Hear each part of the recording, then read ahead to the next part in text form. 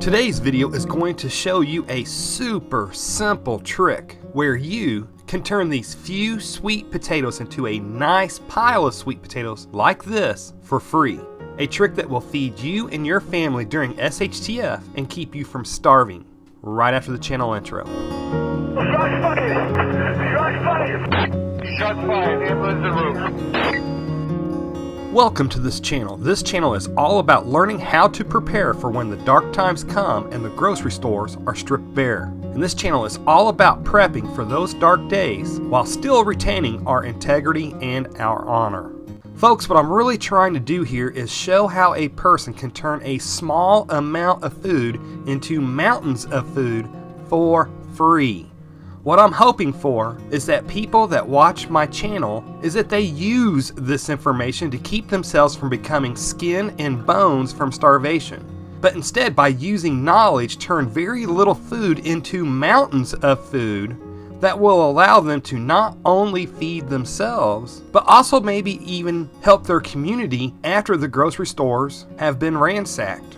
So first things first, you need to know how to multiply your food without being reliant on store-bought seeds or seedlings or anything else store-bought. So today I'm going to share what has worked great for me. I'm going to share how I turned a handful of sweet potatoes into this nice pile of ready-to-eat tubers, which will give you great taste plus variety plus good calories after the grid goes down. In these sweet potatoes that you're looking at, this is the simple result of only 5 sweet potatoes that were initially used. With using this method that I'm going to show in this video, I could have very easily multiplied this yield tenfold if I had had the space. And just real quick before we get into the exact steps, this method that I'm going to show is super simple that anybody with very little knowledge of gardening will be able to do.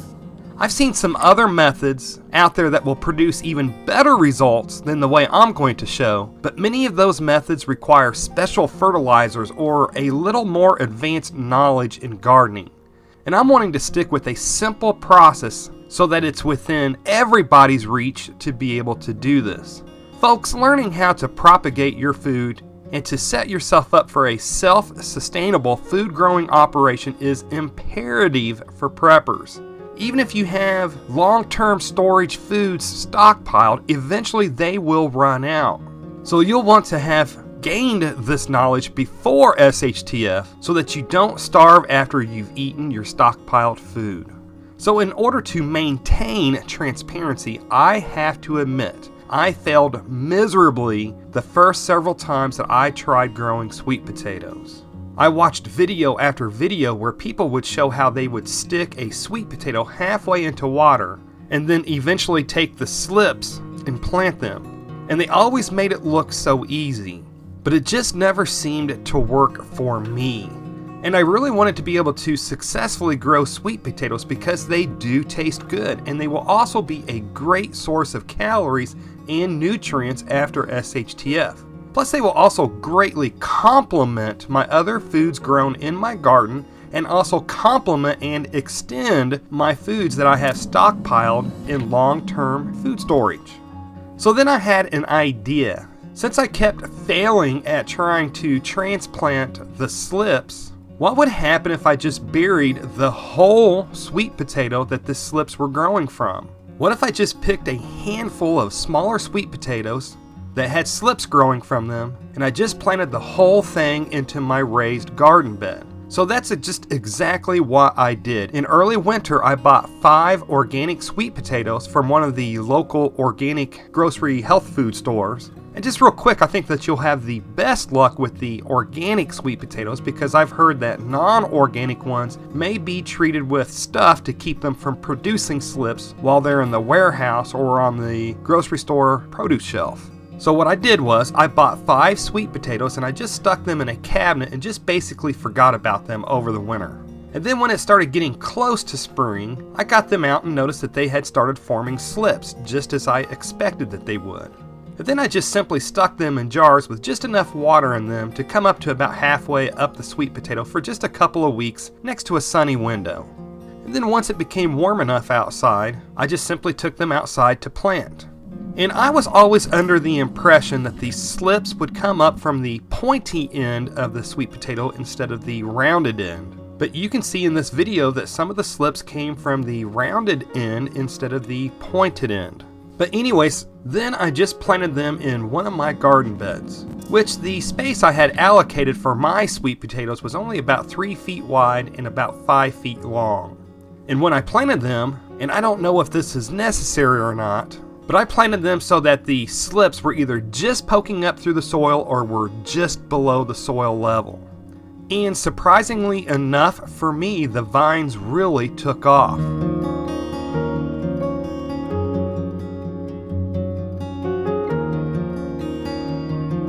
Now the thing about growing root vegetables is just that you just don't always know what you're going to get until you go to harvest them, being how the dirt covers them up.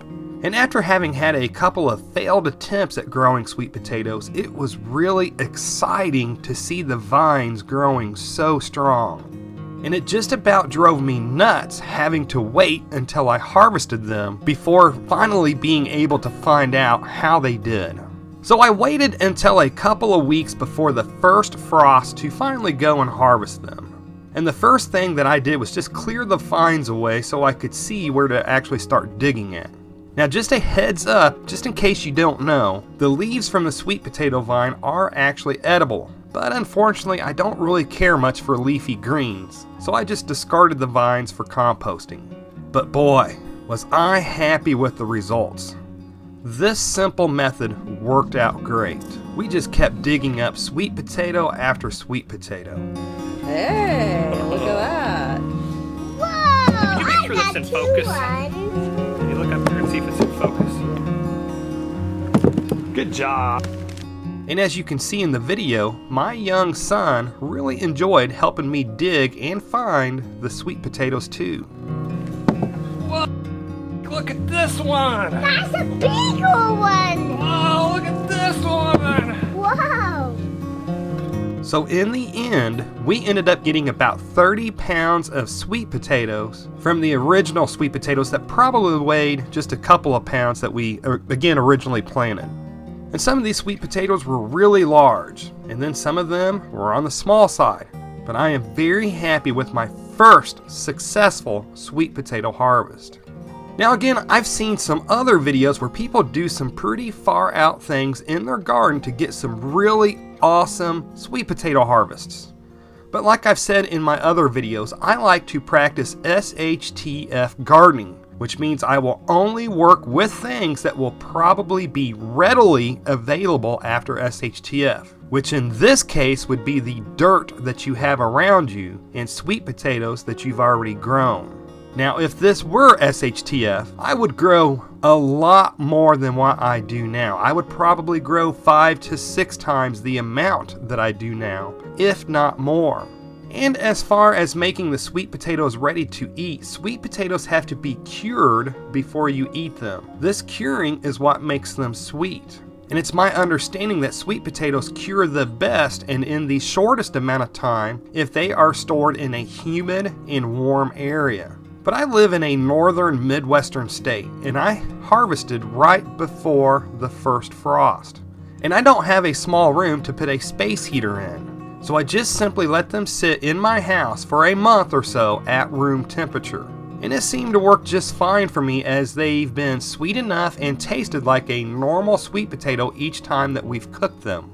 And hey, please know, I am not trying to pass myself off as a sweet potato growing expert. Whoa! Look at that one! That's a big too! Like I said in this video, this was my first successful harvest after several failed attempts. What I'm showing you here is something that I think is probably the most foolproof way to ensure that you can take what would be one dinner's worth of sweet potatoes and then turn them into 10 nights worth of dinners. I'm just trying to show you what should be the absolute easiest way for a non-gardening beginner prepper to turn a handful of sweet potatoes into a nice pile of them. So here's where you experienced sweet potato growers can educate both me and other preppers, and please comment below.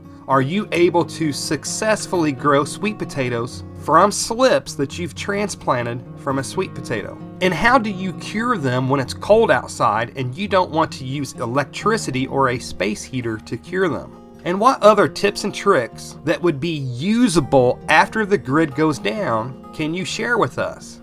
And if self-defense law can seem confusing to you, and if you've asked yourself in a self-defense shooting, would you be justified or not, then click on the link that should be appearing in the upper right hand corner of the screen just about now to see a video that helps to simplify self-defense law for you. And after SHTF, you want to be able to make things purely from nature and to see a video on how you can easily make off-grid maple syrup, which will be a great morale booster, then click on the video that should be appearing on the right side of the screen just about now.